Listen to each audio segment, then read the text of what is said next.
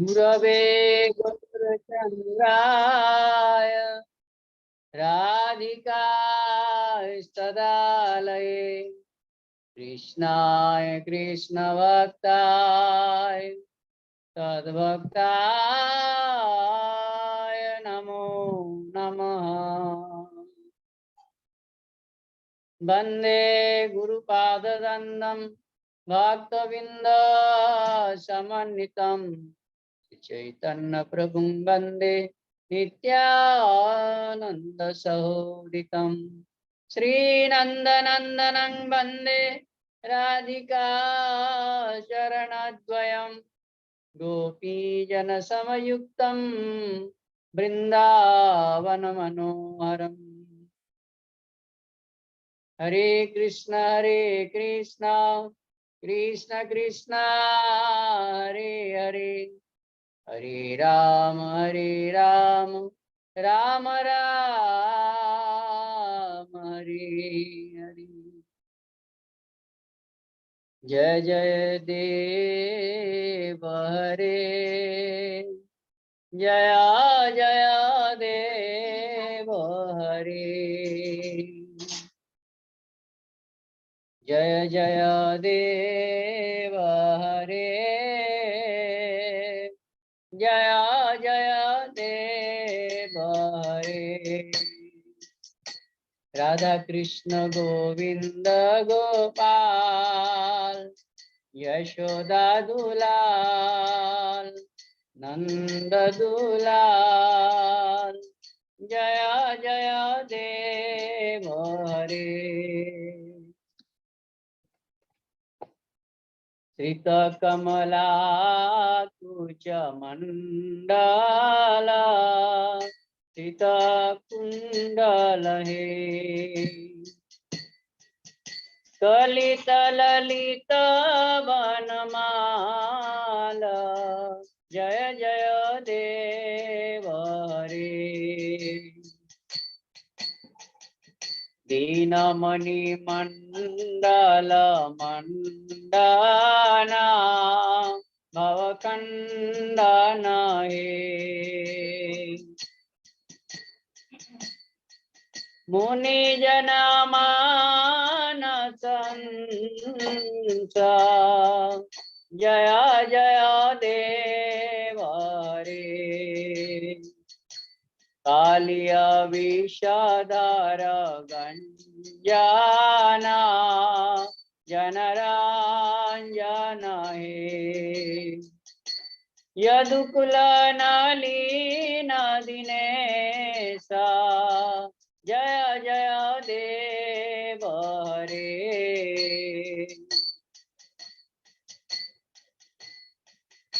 मधुमुर नारक विनाशना गरुरासन हे, सुरकुल केलि निदान, जय जय देव हरे, जय जय देव हरे, जय जगन्नाथ हरे। राधा कृष्ण गोविंद गोपाल यशोदा दुलाल नंद दुलाल, जय जय देव हरे।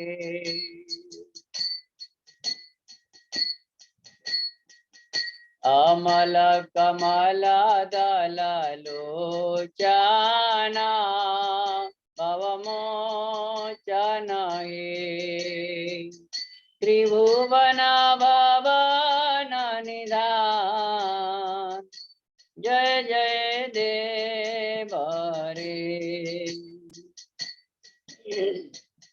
जनक सुता कृत भूषण जित दूषण हे,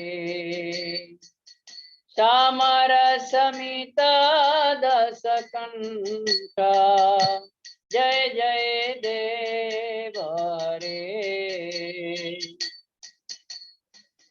अभिनव जलधर सुंदरा धृतमांधर श्रीमुख चंद्र चकोरा राधा मुख चंद्र चकोरा जय जय देव रे राधा कृष्ण गोविंद गोपाल यशोदा दुलाल नंद दुलाल जय जय देव रे जय जय देव रे जय जय देव रे तव चरणे प्रणतावाया मिति भावाय हे कुरु कुशलां प्रणतेषु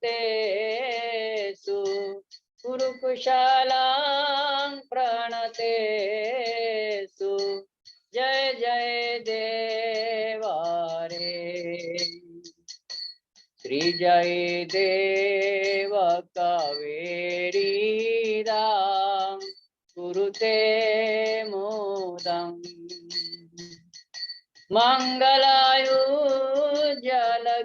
मंगलायुज्जलगीतां मंगलमुज्जलगीतां जय जय देव रे जय जय देव रे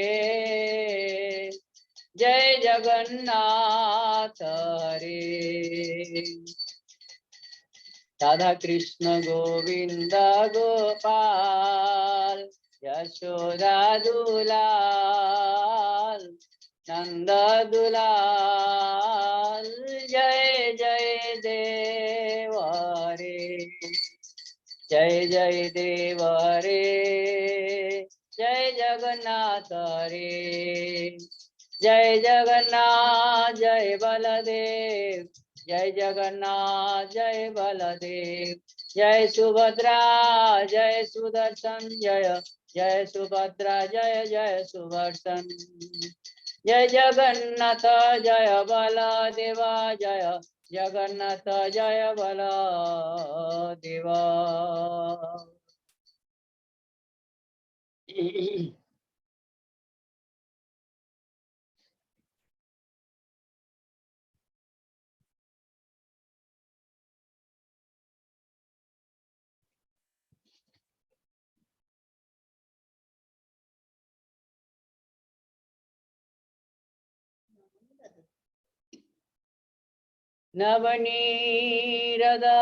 नवनीरदनीन्दिता कान्तिधारा रससागर नागर भूपवरम् सुभवां किमचारुचिकाण्डसिका भज कृष्ण निधिं व्रज राजसुतम् भ्रुवि शङ्कितवं किमशत्रुदनं मुखचान्द्रविनिन्दिता कोटिविधुम् मृदुमान्दसुहास सुभासयुता भज कृष्ण निधिं व्रज राजसुतम् सुविकां पदानंग तदंगाधारां ब्रजवासी मनोहर वेशकरम् त्रिजलाञ्छितनील सरोजदृशं वृषलाञ्छितनील सरोजदृशां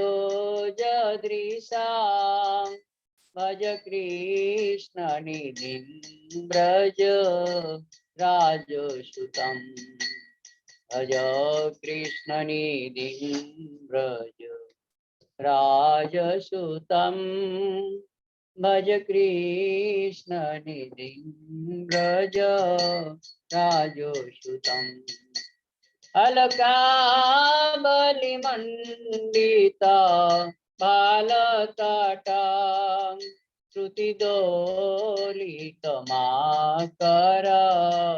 कुण्डलकम् कोटिवेष्टितपीत पटं सुधाटा भज कृष्ण निधिं व्रज राजसुतं कलनुपुरराजित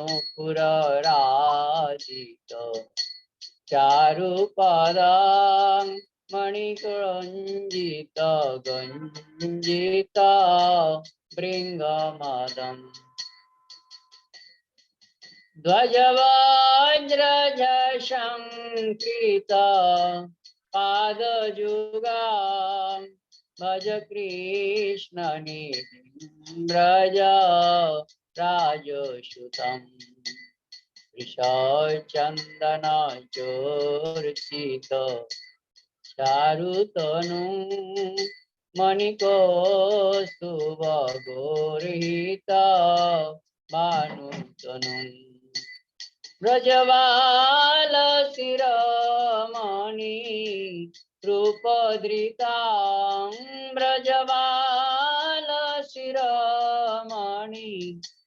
रूपधृतां भज कृष्ण निधिं व्रज राजसुतं सुरवृन्दसुमुखवन्द मुकुन्द हरि सुरनाथ शिरोमणि सर्वगुरुं गिरिधारी मुरारी पुरारी परां भज कृष्ण निधिं व्रज राजसुतं भज कृष्ण निधिं व्रज राजसुतं भज कृष्ण निधिं व्रज राजसुतं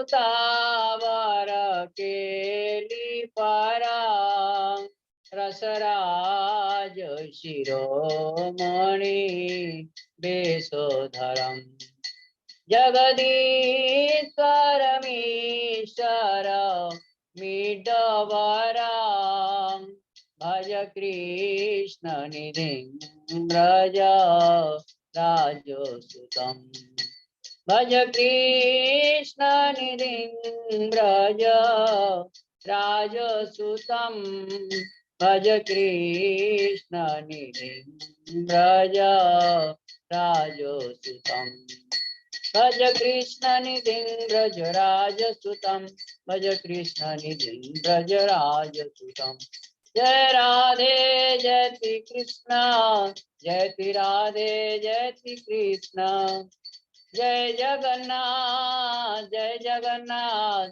जय जगन्नाथ प्रभु जय जगन्नाथ जय बलदेव जय बलदेव जय बलदेव जय बलदेव जय सुभद्रा जय सुभद्रा जय सुभद्रा जय सुभद्रा।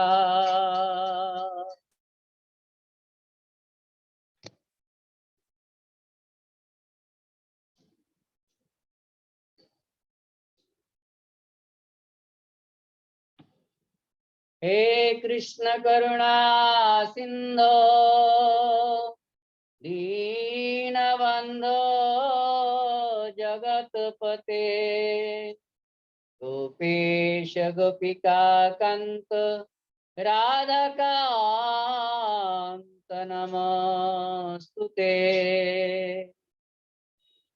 श्री श्री मधुराष्टकम अधरं मधुरं वदनं मधुरं नयनं मधुरं हसितं मधुरं हृदयं मधुरं गमनं मधुरं मधुराधिपतेराखिलं मधुरम् मधुराधिपतेराखिलं मधुरम् वचनं मधुरं चरितं मधुरं वचनं मधुरं बलितं मधुरं चलितं मधुरं भ्रमितं मधुरं मधुराधिपतेराखिलं मधुरं मधुराधिपतेराखिलं मधुरम्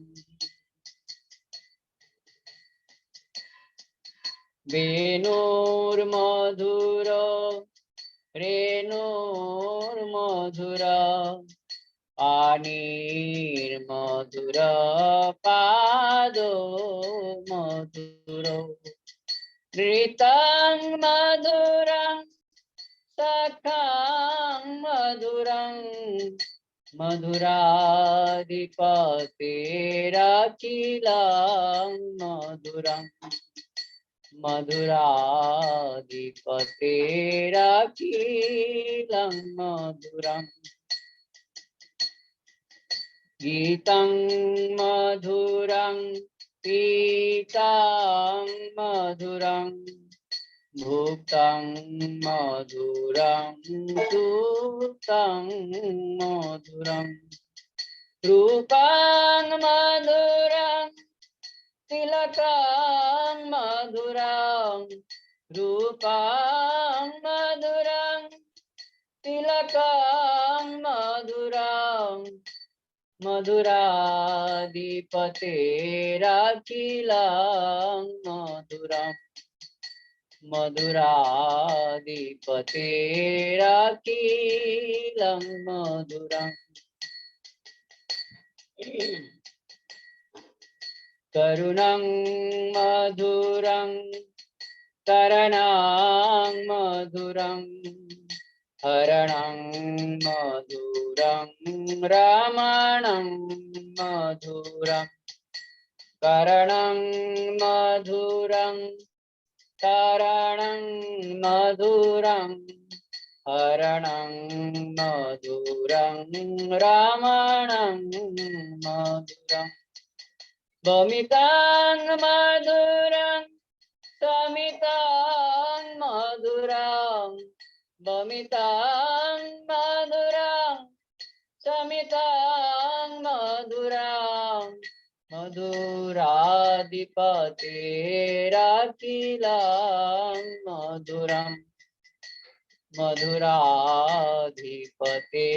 मधुराधिपतेराखिलं मधुरम् गुंजा मधुरा माला मधुरा यमुना मधुरा बीची मधुरा सलिलं मधुरं कमलं मधुरं सलिलं मधुरं कमलं मधुरं मधुराधिपतेराखिलं मधुरं मधुराधिपतेराखिलं मधुरम् गोपी मधुरा लीला मधुरा युक्तं मधुरं भुक्तं मधुरं हृष्टं मधुरं श्लिष्टं मधुरं हृष्टं मधुरं श्लिष्टं मधुरं मधुराधिपतेराखिलं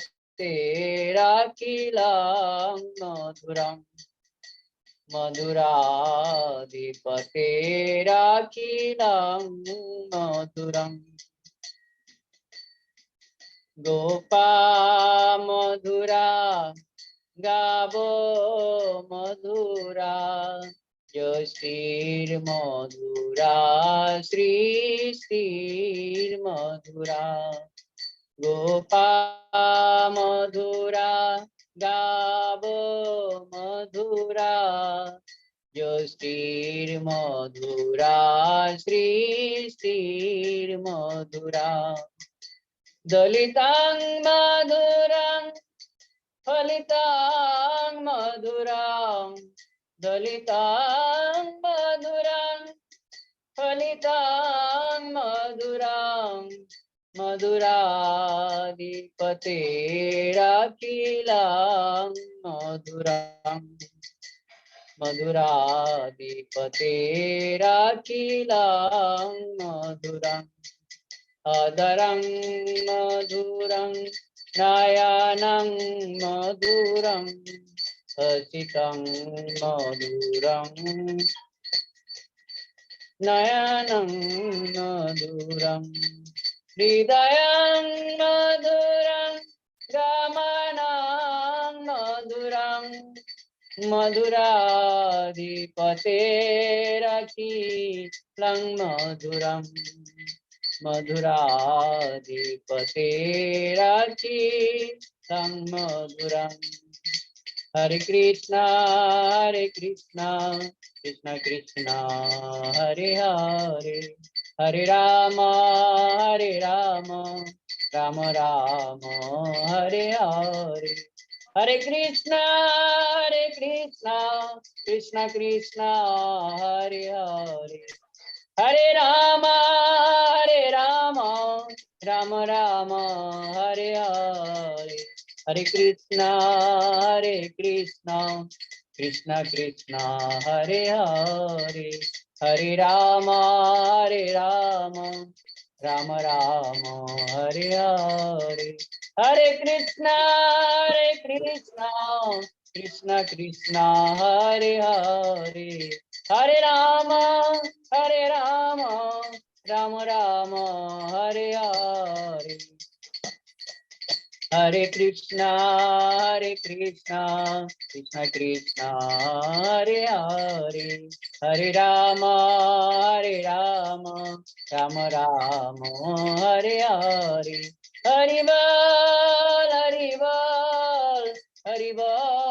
हरि बोल निताय गौर हरि बोल हरि बोल हरि बोल। दंडवत प्रणाम प्रभु जी। धन्यवाद प्रभु जी। हरे कृष्ण प्रभु जी। धन्यवाद हरे कृष्ण। दंडवत ऋषि प्रभु दंडवाद। ठीक है प्रभु जी, हरे कृष्णा।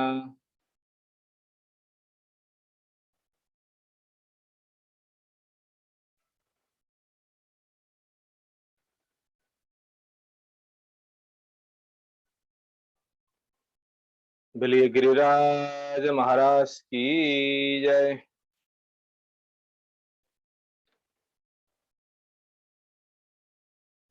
गुरवे गौरचंद्राय राधिकायै तदालये कृष्णाय कृष्ण भक्ताय तद्भक्ताय नमो नमः। नमो विष्णुपादाय श्रीकेशव प्रियति नामिनि श्री श्रीमद्भक्ति वेदांत वामन इति नाम। नमो विष्णुपादाय आचार्य सिंहरूपिणी श्री श्रीमद्भक्ति प्रज्ञान केशव इति नाम। नमो विष्णुपादाय कृष्ण पृष्ठाय भूतले श्रीमते भक्ति सिद्धांत सरस्वती नामिने। नमो गौरकिशोराय साक्षात् वैराग्यमूर्ते विप्रलम्बर शाम्भोदे पादं भूजयते नमः। नमो भक्ति विनदाय सच्चिदानंद नामिने गौर शक्ति स्वरूपाय रूपानुगवराय गौराभिर्भाव भूमि स्तम निर्दिष्ट सज्जन प्रिय वैष्णव सार्वभौम श्री जगन्नाथयते नमः। वाञ्छाकल्पतरुभ्यश्च कृपा सिन्धुभ्यैव च पतितानां पावनेभ्यो वैष्णवेभ्यो नमो नमः। यं प्रव्रजन्तमनुपेतमपेतकृत्यं द्वैपायन विरह कातरयायुहावो पुत्रेति तन्मयतया तरवो वनेदूतं सर्वभूतहृदयं मुनिमानतस्मि। नारायणं नमस्कृत्यं नरं चैव नरोत्तमं देवीं सरस्वतीं व्यासं ततो ययोमुदीरये। नमो महावदन्याय कृष्ण प्रेम प्रदायते कृष्णाय कृष्ण चैतन्य नाम्ने गौरतिषे नमः। हे कृष्ण करुणा सिंधु दीनबंधु जगतपति गोपीश गोपिका कंत राधा कंत नमोस्तुते। तप्त कांचन गौरांगे राधे वृंदावनेश्वरी वृषभानुसुते देवी प्रणमामि हरिप्रिये। महम्बोधे स्थिरे कनकरुचिरनीलशिखरे वसन् प्रासदन्त सहज बलभद्रे नवलिना सुभद्रा मध्यस्थ सकल शूर सेवावसरदो जगन्नाथ स्वामी गामी भवतु मे। हन्ताय मद्रबला हरिदास वर्यो यत राम कृष्ण चरण स्पर्श प्रमोद मानं तनोति सहो गगनयस्तयोर्यो पानीय सुजवश कंदर कंदमूलै गोवर्धन जयति शैलकुलाधिरायो यो गोपिका वृदितो हरिदास वर्यो कृष्णेन शक्रमक भंग गीतार्चितय सप्तहमश्य करपद्मतलीयवासित सप्तहमेवाच्युत हस्तपङ्कजे भृङ्गायमानं फलमूलकन्दरै संक्षेपमानं हरिमात्मविन्दकैर् गोवर्धनार्दिं शिरसां नमामि। भक्त्या विहीनामपराधलक्ष्मै क्षिप्तस्य कामादितरङ्गमध्ये कृपामयि त्वं स्वरणं प्रपन्ना बिन्दे नमोस्ते चरणारविन्दम्। श्री कृष्ण चैतन्य प्रभु नित्यानंद श्री अद्वैत गदाधर श्रीवासादि गौर भक्त वृंद। हरे कृष्ण कृष्ण कृष्ण हरे हरे हरे राम राम राम हरे हरे। निताई गौर हरि हरि वो। सर्वाग्रे मदीय गुरुपाद पद्म जगत गुरु नितला वैष्णव विष्णुपाद अष्टो शतश्री श्री श्रीमद भक्ति वेदांत श्री बामन गोस्वामी गुरु महाराज जी के चरण कमलों में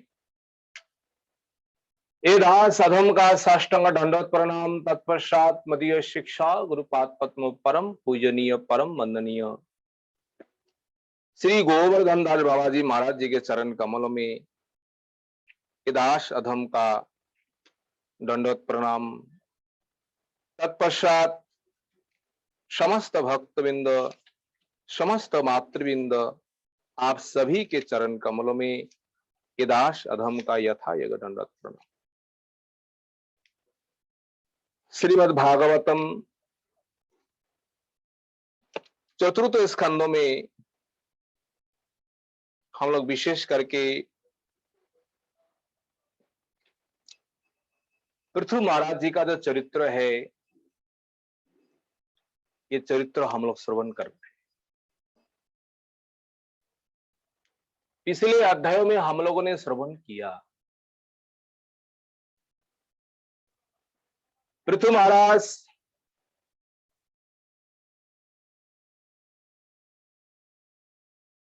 ये चतुर्शन जो है, ब्रह्मा की मानस पुत्र, उन मानस पुत्रों से, चतुर्शन से जो दिव्य ज्ञान प्राप्त की, और जिन दिव्य ज्ञानों के द्वारा पृथु महाराज अपना स्वरूप जो है वो स्वरूप ज्ञान प्राप्त किए, क्या साधन करना है साधन भी उन्होंने जान गए। भगवत प्राप्ति का एकमात्र कारण सत्संग, सत्संगो ही हमारे परम प्रयोजन है। यही उपदेश दिए भगवान चतुर्शन महाराज पृथु महाराज जी। पृथु महाराज उन ऋषियों के उपदेश के अनुसार अपना प्रजा पालन करते हैं, संसार में रहते हैं, पर संसार में रहते हुए भी पृथु महाराज का कहीं पर आसक्ति नहीं था। सर्वत्र ही ये धन संपत्ति जो कुछ भी है सब गुरु वैष्णव का ही दिए हुए है, सब ऋषि मुनियों का ही दान है, हम तो केवल अतिथि है। बस इस भाव को लेकर पृथु महाराज संसार में रहने लगे, प्रजा शासन करने लगे। और ऐसे करते करते पृथु महाराज ने देखा, विचार किया, ये समय जो है, काल जो है, किसी को ही नहीं छोड़ता है। कालो ब्यालो मुख ग्रास त्रासो निर्नाश है तभी। वो काल रूपी व्याल के मुंह में, व्याल होता है सांप सर्प, संसार में सभी जीव वो काल रूपी सर्पों जो है, उन सर्पों के मुंह में बैठे हुए हैं, और जितने समय जा रहे हैं उतने हमारे आयु को ग्रास कर रहे हैं। ये पृथु महाराज देख रहा है, तो आयु जो है और समाप्ति की ओर चले जा रहे हैं। अपने को वार्धक्य दशा को देखकर भाई जो प्रयोजन था प्रयोजन तो हो गया, प्रजा पालन करना है, प्रजा को सृष्टि करना है, वो तो हो गया। अब जो समय है भगवान का भजन करने का समय है। देखिए पूरे जीवन संसार में आबद्ध होकर रहना, ये शास्त्र ऐसे करके आदेश निर्देश नहीं दिए किसी को भी। सभी पुरुषों को समय होने पर संसार को छोड़ करके वानप्रस्थ आश्रम में जाकर के, वहां जाकर के भजन साधन करके भगवान को प्राप्ति। पृथु महाराज ने विचार किया, और विचार करके सबसे बड़ा पुत्र जो है विजिताश को बुलवाया और सभी मंत्रियों के साथ परामर्श किया, प्रजाओं को निमंत्रण किया, धूमधाम के साथ पुत्रों का राज्य अभिषेक करा दिया। संपूर्ण धन संपत्ति, राज सिंहासन पुत्रों के हाथ में सौंप दिया। अनंतर भगवान के भजन करने के लिए, भगवान के साधन करने के लिए, मुक्ति के लिए स्त्री के साथ वन में चले गए। देखिए, पृथु महाराज अकेले नहीं गया, अपने स्त्री को साथ लेके चले गए वन भजन साधन करने के लिए। अर्ची देवी, ये अर्ची देवी कोई साधारण कोई है नहीं है, ये साक्षात लक्ष्मी की अंश है। वन में जाकर के जिस प्रकार वानप्रस्थो धर्म पालन करना चाहिए, नियम के अनुसार उन वानप्रस्थो आश्रम को पालन कर रहे, धर्म को पालन कर रहे। क्योंकि अगर पृथु महाराज अगर शिक्षा नहीं देंगे तो साधारण लोग कैसे आचरण करेंगे? पृथु महाराज तो भगवान का अवतार है। लोक शिक्षा के लिए पृथु महाराज इस प्रकार कर्म कर रहे हैं। वास्तव में पृथु महाराज को कोई करने का जरूरत है नहीं है, केवल लोक शिक्षा के लिए इस प्रकार कर्म कर रहा है। देखो, घर छोड़ करके, विषयों को छोड़ करके इस प्रकार वन में आकर के भजन करना चाहिए मनुष्यों को अपने आत्म कल्याण के लिए। और जैसा जैसा नियम करना चाहिए, दोनों ही आत्मा, पति पत्नी दोनों ही कठोर नियम किए। वन में क्या खाएंगे? कंद मूल फल जो है ना, वही आहार करते हैं। और बीच बीच में अगर वो भी नहीं मिल जाए, सूखा पत्ता जो है ना, पत्ते खा करके भजन करने लग जाती है। कभी कभी भी महाराज वो भी अवसर नहीं मिलता है, पत्ता खाना भी समय नहीं है। भजन करते करते, तप करते करते वायु जो है ना, वायु को पीकर भजन करने लगे। इस प्रकार कठोर तप जो है वानप्रस्थी को, वानप्रस्थी आश्रम में जाकर के करना पड़ता है। इस प्रकार कठोर तप जो है पृथु महाराज प्रारंभ किया।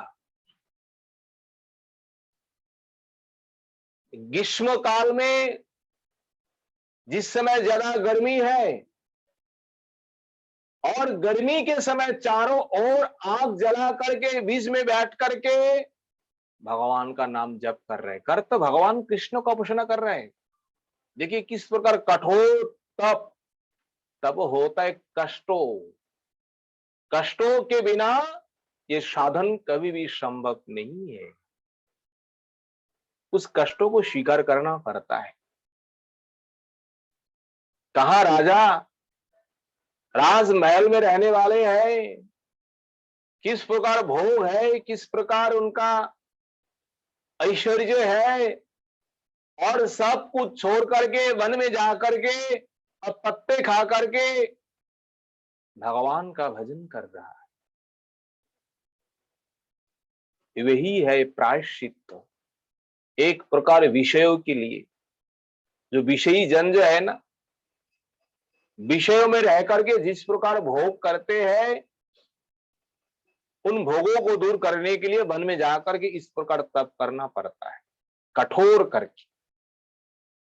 जिस समय बरसात की समय है और वृष्टि जो है, जोर वृष्टि है ना, और वृष्टि में जाकर के, वर्षा में जाकर के खड़े होकर के भगवान का नाम कीर्तन कर रहा है। जहां वर्षा के समय। अब मानिए ठंडी की समय है, पौष माघ मास की समय की बात है, सरोवरों में जाकर के, जल में जाकर के गले तक इतने जल में खड़े होकर के भगवान का नाम साधन कर रहा है, भगवान का नाम तप कर रहा है, शरीर को कष्ट दे रहा है।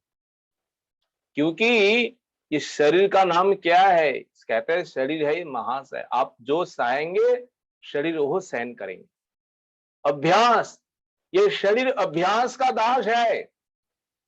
आप जिस प्रकार अभ्यास करेंगे शरीर उसी प्रकार बन जाएंगे। इसलिए उस कष्ट करने का आवश्यक है, वो भगवत भजन के लिए, भगवत साधन के लिए।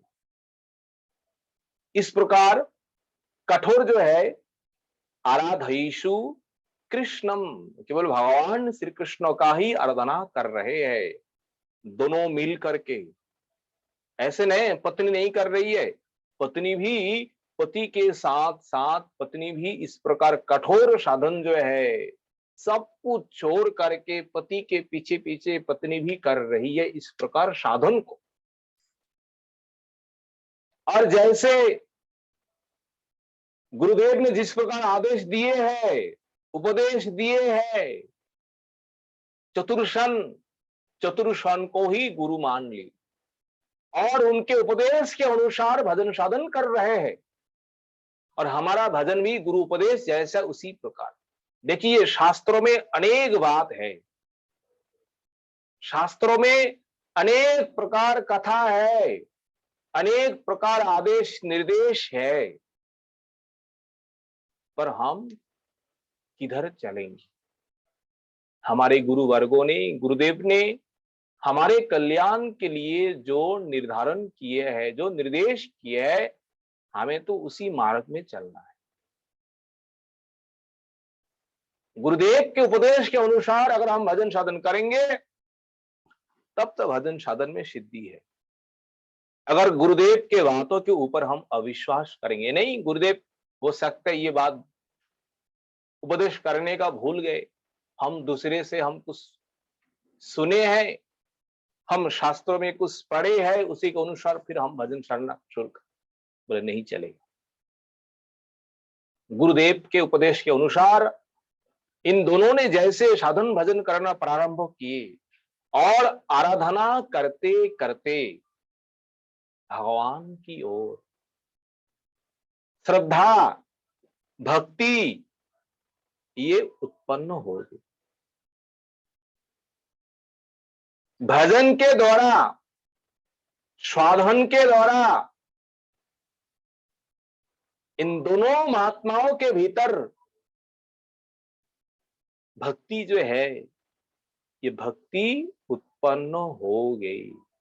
और जहां भक्ति है और वही भगवान है, जहां भक्ति नहीं है वह भगवान नहीं।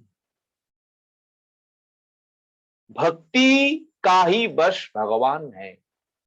भक्ति रेवैनं नयति, भक्ति रेवैनं दर्शयति। भक्ति वश पुरुषः और भक्ति रेव भूयसी। भक्ति के द्वारा हम भगवान के पास चले जाएंगे और भक्ति के द्वारा ही भगवान को हम दर्शन करेंगे और भक्ति के द्वारा ही भगवान को हम वश करेंगे। देखिए ब्रज गोपियों जो है, इन गोपियों में कौन सा साधन था, कौन सा भजन था, कौन सा विद्या था? साधारण लोग तो यही जानते हैं, गोपी जैसी मूर्ख, ऐसा मूर्ख कोई है नहीं है, पर ऐसा नहीं। इन गोपियों ने जिस प्रकार भगवान का कृपा प्राप्त किए,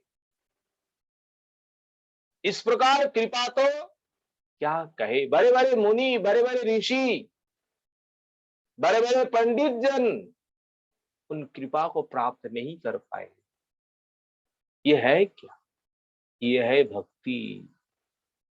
जिनके भीतर भक्ति ज्यादा है, भगवान वही जाकर के ज्यादा बैठ जाती है।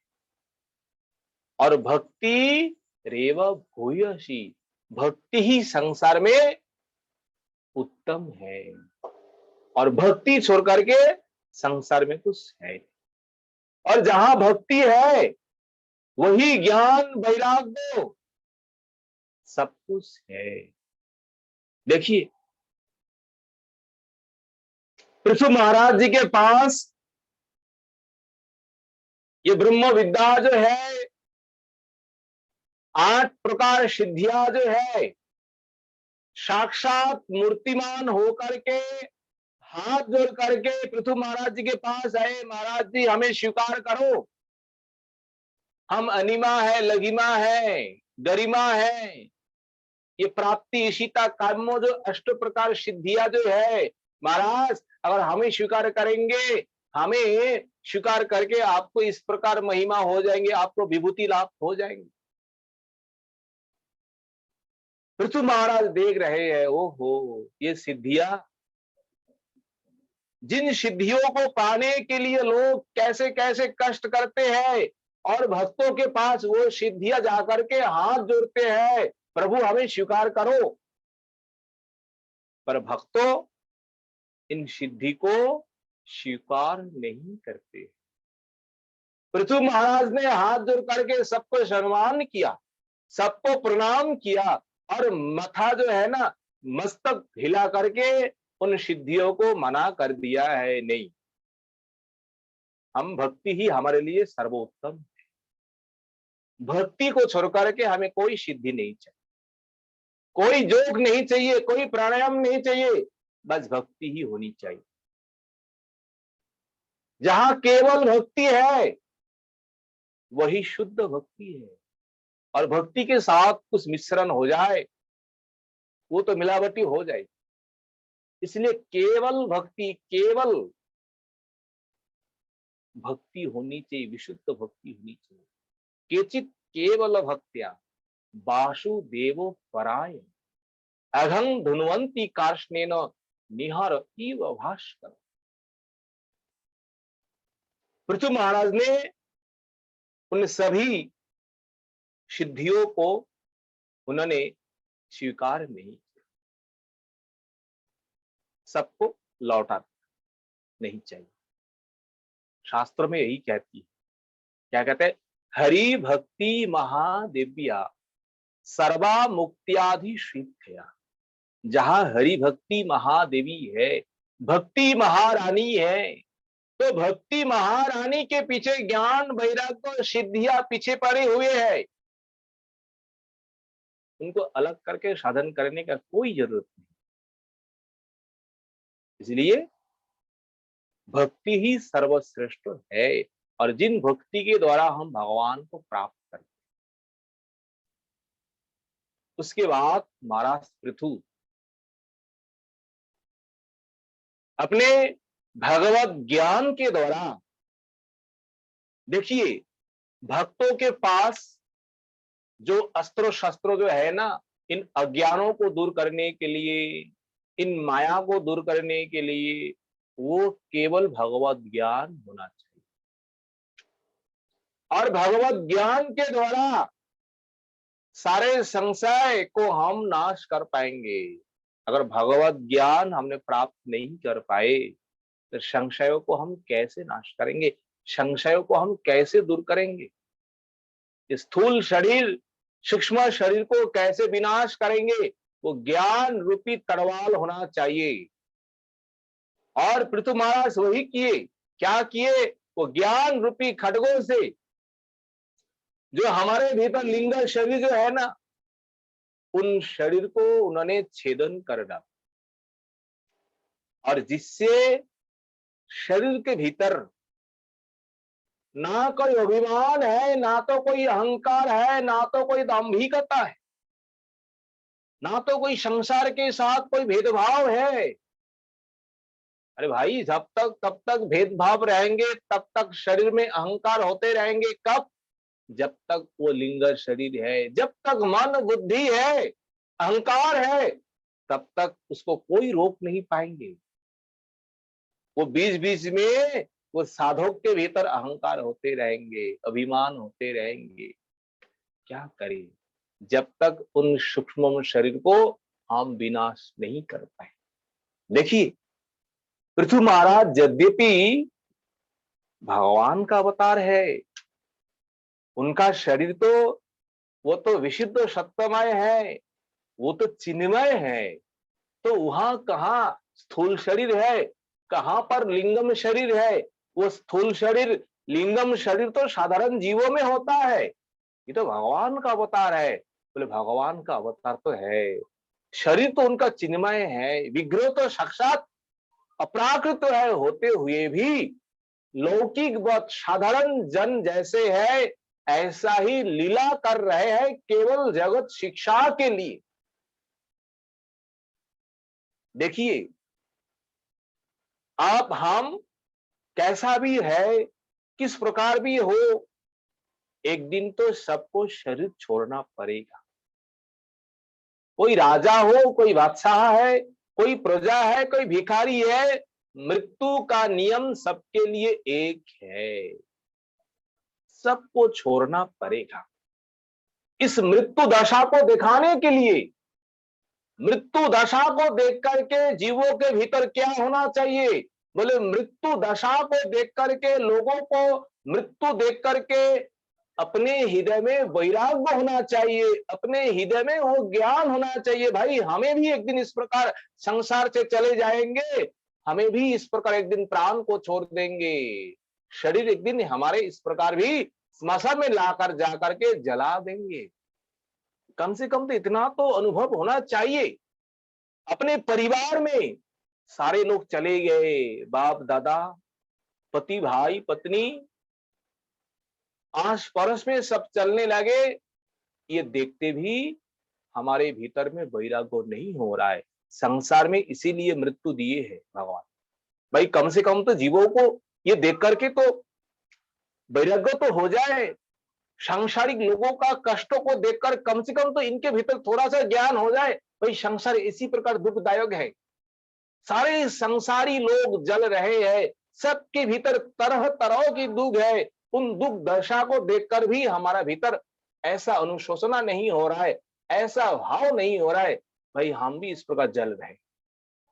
लोगों का दुख होता है, हम हंसते हैं उस समय, अरे उनका कष्ट हो रहा है, ऐसा नहीं है। उसी प्रकार कष्ट भी हमारा भीतर भी एक दिन आएंगे, तब आप क्या करेंगे? ये संसार का इसी प्रकार धर्म है। इसलिए भगवान इसी धर्म को शिक्षा देने के लिए, भगवान चिन्मय होने पर भी, अपराकृत होने पर भी भगवान ने अपना शरीर को लौकिक वत उन्होंने शरीर त्याग किया। केवल केवल इसमें क्या है? केवल केवल लोक शिक्षा के लिए ही भगवान ने इस प्रकार लीला, और इसमें कुछ है नहीं, ये केवल लोक शिक्षा की। नहीं तो भगवान अपना शरीर को साथ लेकर वैकुंठ चले जाते, इस प्रकार उनको तप करने का कोई जरूरत नहीं था। इस प्रकार पृथु महाराज साधन भजन करते करते करते करते एक दिन उन्होंने मन में चिंतन किया है, शरीर त्याग करना ही ठीक है। जो साधन करना है, जो साधन करके देखना है, मैंने बहुत कुछ देखा यार संसारी लोगों को, और शरीर को उन साधन सिद्ध जीव किस प्रकार इन शरीर को त्याग करेंगे, आप उस मार्गों को दिखाते हैं। एक दिन पृथु महाराज समाधि में बैठे हुए हैं,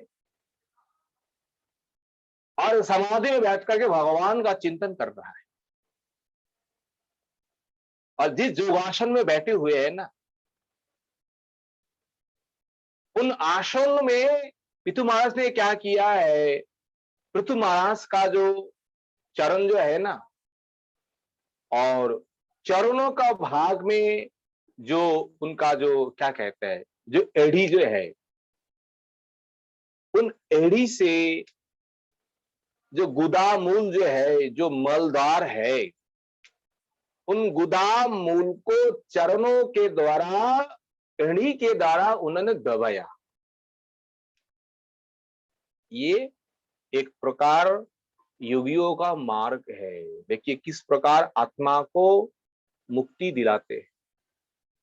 और जैसे दबाए प्राण जो है ना, प्राण सुषुम्ना नाड़ी में चले, और सुषुम्ना नाड़ी में चले जाते ही वहां से अब धीरे धीरे धीरे धीरे ऊपर आने लगे, एक एक स्थान जाकर के रोक रहा है। और योग के द्वारा, तप के द्वारा वहां से पृथु महाराज अपने प्राणों को ऊपर ले जा रहा है। सुषुम्ना नाड़ी से मूलाधार चक्र जो है, मूलाधार चक्र में लाए, और मूलाधार चक्र में ला करके स्वाधिष्ठान नामक एक स्थान है, उसी स्थान में प्राणों को लाए, और स्वाधिष्ठान से मणिपुर नामक एक चक्र है, जैसे हमारा नाभि जो है ना, नाभि में ही मणिपुर नामक चक्र है, और मणिपुर नामक चक्र में उन प्राण को लाए। धीरे धीरे तप के द्वारा, साधन के द्वारा उन आत्माओं को चरण के द्वारा गुदा में इसलिए दबाए, वो आत्मा भी नीचे जो द्वार है, नीचे द्वार के द्वारा ही चले जा सकते हैं, उधर भी निकल जाते हैं। 9 दरवाजे जो है ना हमारे शरीर में, किसी दरवाजा में भी निकल जा सकते हैं। ज्यादा से ज्यादा निम्न गति, जो साधन भजनहीन जो है ना, उन जीवों का आत्मा का गति जो है नीचे की ओर होती, इसलिए नीचे की ओर पृथु महाराज ने अपने साधन के द्वारा, योग के द्वारा उन्होंने दबाई, और जैसे मणिपुर में लाए, और नाभि चक्रों से उन्होंने अनाहत चक्र नामक वहां ऊपर लाए, और अनाहत चक्रों से विशुद्ध आख्य चक्र जो है वहां लाए, और वहां लाने के बाद आज्ञा नामक चक्र जो है ना, धीरे धीरे धीरे धीरे जैसे कंठों में आए, और कंठों से जैसे ऊपर लाएंगे ना, ये आज्ञा नामक चक्र है, ये दोनों भ्रुओं के बीच में स्थान जो है वो स्थान आज्ञा नामक चक्र है। और यहाँ लाने के लिए बहुत उन तपस्वी को, उन साधक को कष्ट करना पड़ता है, क्योंकि हमारे शरीर में जितने द्वार है ना, यही सबसे ज्यादा है। 2 कान है, 2 आग है, नाक है, मुख है। थोड़ा सा साधन में इधर उधर हो जाए ना, आत्मा बस इधर से चले जाएंगे, नहीं तो इधर से चले जाएंगे। इसलिए यह खूब सावधान के साथ इन आज्ञा नामक चक्र में पृथु महाराज अपने आत्मा को लाए, और जैसे लाए फिर वहां से पृथु महाराज क्या करेंगे, ये ब्रह्म रंध्रो जो है, ब्रह्म तालु जिसे कहते हैं मस्तक में, उसको भेद करके निकल जाएंगे। पर वो तो आत्मा है, और ये स्थूल शरीर जो है ना, ये स्थूल शरीर भी पंचों महाभूतों के साथ मिला देंगे। हमारे शरीर में पंच महाभूत है, मन बुद्धि अहंकार है, जो कुछ भी है अपने अपने साथ उनको मिला देंगे। कैसे? ये जल, भूमि, जल, अग्नि, वायु, आकाश, जो पंच महाभूत जो है ना, ये भूमि जो है, भूमि जल के साथ लीन हो जाता है, जल के साथ मिला देते योगी लोग, एक के साथ एक। देखिए भूमि जल के साथ मिल जाता है, और जल अग्नि के साथ, अग्नि के पास जाकर के जल लय हो जाता है, और अग्नि जो है वायु के साथ वो जाकर के लय हो जाता है, और वायु आकाश के साथ, और ये आकाश जो है, आकाश कहां जाएंगे? आकाश अहंकार तत्व जो है, ये अहंकार में जाकर के लीन हो जाता है। और वो अहंकार महत तत्व में, और ये महत तत्व प्रकृति में जाकर के लीन होता है, और प्रकृति अंतों में प्रकृति सारे सब कुछ लेकर के ब्रह्म में जाकर के लीन हो जाती है। बस पंच महाभूतों में जाकर के समाप्त। आत्मा ब्रह्मरंध्रों को भेद करके ऊर्ध्वगति ऊर्ध्व के ओर ले चले गए। जो साधक तपस्वी इन ब्रह्मरंध्रों को भेद करके निकल जाते हैं, ये तपस्वी ये योगी कभी भी फिर लौट करके इसी संसार में फिर दोबारा उनको आना जरूरत नहीं होता है। उनके लिए सीधे भगवत धाम जो है अपने साधन के अनुसार। इस प्रकार पृथु महाराज जब अपना प्राण को ऊर्ध्वगति कराया और शरीर में पंचभूत जो है पंच महाभूतों के साथ लय कराया, और ऐसे करते करते शरीर चेतन शून्य हुआ है, और शरीर जब चेतन शून्य हुआ है पृथ्वी के ऊपर गिर पड़ा। शरीर है, शरीर में जो तत्व जो है सारा तत्व तो निकल गए, अब ये बन गया जड़, मुर्दा बन गया, इसमें कुछ अभी है नहीं। अर्ची देवी पति को इस प्रकार चेतनहीन देख करके आत्माहीन देख करके पति को गोद में लेकर के खूब करके विलाप करते हैं वन में। पति पत्नी है स्वाभाविक जैसी होनी चाहिए, विलाप किए। और विलाप करने के बाद अर्ची देवी स्वयं वहीं पर चिता बनाया पति के लिए, और चिता के ऊपर पति को सजाया। फिर अर्ची देवी उन्होंने स्नान किया, और स्नान करने के बाद जो नियम है संस्कार जो है उन नियम के अनुसार जो अग्नि दाहन क्रिया जो है उन्होंने प्रारंभ किया। अग्नि जलाया, पतिदेव को 3 बार परिक्रमा किया, और परिक्रमा करने के बाद आकाश मार्ग में जिन जिन देवताओं आए हैं पृथु महाराज जी को दर्शन करने के लिए अंतिम समय, उन देवी देवताओं को अर्ची देवी ने हाथ जोड़ करके प्रणाम किया, और हाथ जोड़ करके प्रणाम करके पति का जो चिता जो है, चिता में जो आग जल रहा है उसी आग में जाकर के चिता में जाकर के बैठ गई। देखिए किस प्रकार आश्चर्य की बात है। माता अर्ची देवी जिस समय चिता में जाकर के बैठ गई, आग के भीतर तो हमारे शरीर में थोड़ा ही आग लग जाए ना तो किस प्रकार असहन है, किस प्रकार जलन है, पर माता को ये आग जलने का जो कष्ट जो है, जलन जो है उनको बिल्कुल हुआ ही नहीं, जैसे बिस्तर के ऊपर जाकर के बैठ रहा है।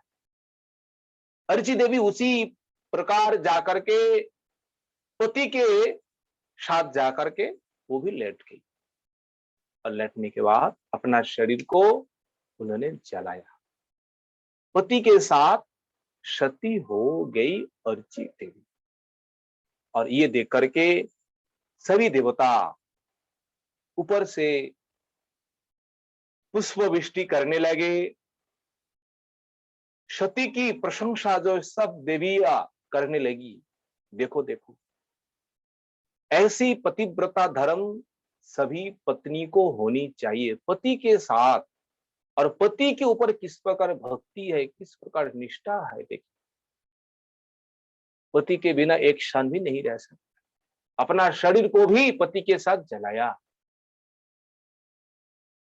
और ऐसे जैसे जलाया वहीं पर सती दिव्य रूप धारण किया, और सती के लिए आकाश से, वैकुंठ से दिव्य विमान आए, पृथु महाराज के लिए भी दिव्य विमान आए। दोनों विमानों में चढ़ करके वैकुंठ धाम जो है, वैकुंठ धाम आम यात्रा किए। सभी देवता, सभी देवियों, सिद्धों, गंधर्वों सब भगवान के लिए प्रार्थना करते हैं। सब अपने योग्यता के अनुसार सब स्तुति करते हैं, पुष्प वृष्टि करते हैं। इसी प्रकार सबको आशीर्वाद करते हुए वैकुंठ धाम जो है, परम वैकुंठ धाम चले गए।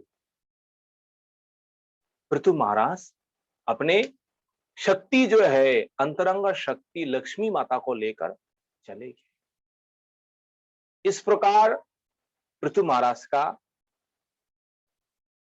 वैकुंठ यात्रा जो है, वैकुंठ गमन जो है, मैत्र जी यही तक वर्णन करते हैं।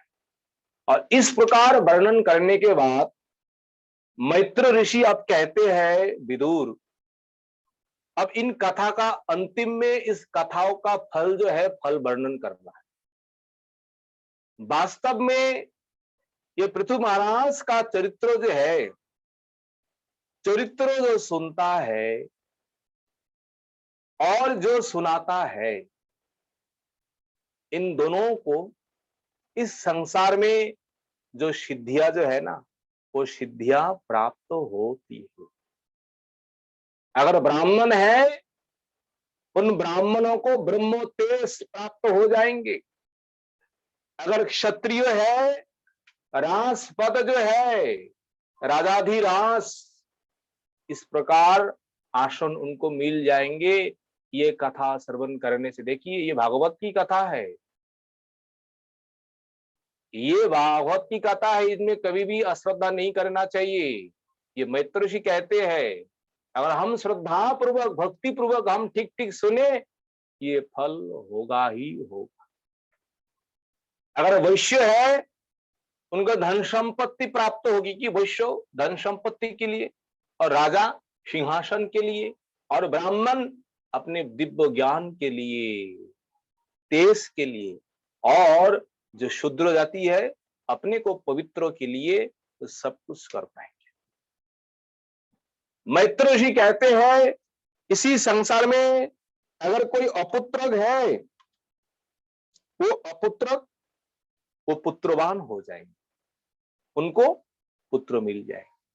अगर निर्धन है, निर्धन को परम धन जो है, वो धन उनको मिल जाएंगे। निर्धनो धनोवत तमः, मैत्र जी कहते हैं, वो निर्धन व्यक्ति धनवान हो जाए।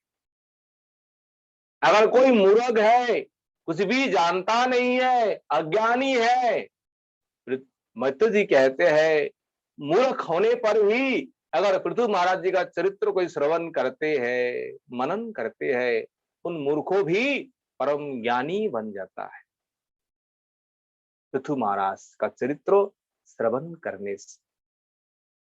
महाराज क्या कहे, संसार में सबसे जो दुखदाई जंत्रणा, जो जैसे बड़े बड़े बीमार है, कोई रोग है, बड़े बड़े कष्ट है, उन कष्टों को दूर करने के लिए, बीमार को दूर करने के लिए कथा श्रवण करिए, वो सारा कष्ट, सारा बीमार दूर हो जाएगा। धन प्राप्ति, कीर्ति प्राप्ति, आयु प्राप्ति, क्या कहे, स्वर्गों की सुख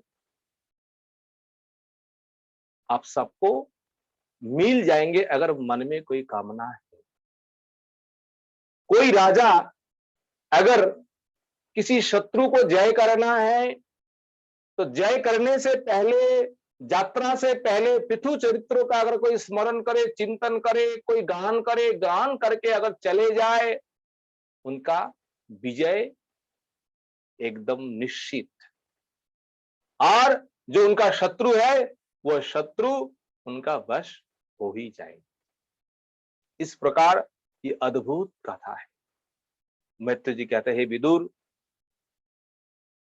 भगवान तथा भक्तों के महात्मों का प्रतिपादन करने वाले इस अनुपम आख्यान जो भी कथा है, मैंने तुम्हारे निकट मैंने वर्णन कर दिया। ये कथा जो है मैंने आदि अंतो विस्तार पूर्वक मैंने ये कथा वर्णन कर दिए है। और अंत में पृथु महाराज जी के चरणों में हम सब मिल करके मित्र जी के साथ, मित्र जी मंत्रोच्चारण करेंगे। उन मंत्रों के साथ पृथु महाराज जी को हम प्रणाम करेंगे। पृथु महाराज जी के चरणों में हम पुष्पांजलि प्रदान करेंगे। मैत्र जी कहते हैं अनुदीनमिदमादरेण शृण्वन्। ये पुष्पिताग्र छंद है, ये छंद अत्यंत कठिन है, जैसे भीष्म पितामह ने स्तुति की है। इसलिए अनुदीनमिदमादरेण शृण्वन् पृथु चरितम प्रथमं विमुक्त संग भगवती भव सिंधु पोत पादे स्व निपुनाम लभते रतिम मनुष्य। मैत्र जी कहते हैं अनुदीनम इदम आदरेण शृण्वन्। अनुदीनम, अनुदिन होता है प्रत्येक दिन। जो मनुष्य श्रद्धा के साथ, आदरेण, आदर होता है श्रद्धा, भक्ति के साथ इस कथा को श्रवण, श्रवण होता है श्रवण करता है, अथवा प्रोकथयन अर्थात व्याख्या करते हैं। कोई श्रवण करे या कोई कीर्तन करे। विमुक्त संग, इन दोनों के लिए विमुक्ति है, विशेष मुक्ति है संसार से, श्रवणकारी और कीर्तनकारी। भगवती भव सिंधु पोत पादेश निपुणं लभते रतिम मनुष्य। ऐसे महात्माओं को भगवान के चरणों में दृढ़ अनुराग हो जाता है, और अनुराग ही आगे जाकर के भक्ति भगवान के चरण में हो जाती है। तो बोलिए एक बार हाथ उठा करके बोलिए पृथु महाराज की, अर्ची देवी की, अनंत कोटि वैष्णव वृंद की, निताई गौर हरि हरि बोल। हरे कृष्ण कृष्ण कृष्ण हरे हरे, हरे राम राम राम हरे हरे। सभी भक्तों के चरण में दास अधम का साष्टांग दंडवत प्रणाम। अगर कोई भूल त्रुटि हुए तो आप क्षमा कर दीजिए।